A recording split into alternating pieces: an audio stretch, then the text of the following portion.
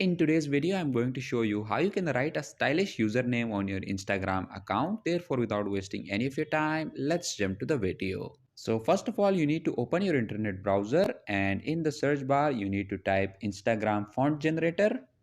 Click on this first link. Click on this add text here option and write your name. And as you can see that it has generated a lot of font styles for your name. So all you have to do is to select your favorite one and then copy it. Click on copy. Now the next thing you need to do is to open your Instagram and then click on this edit profile option.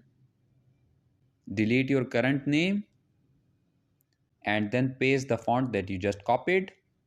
Click on paste.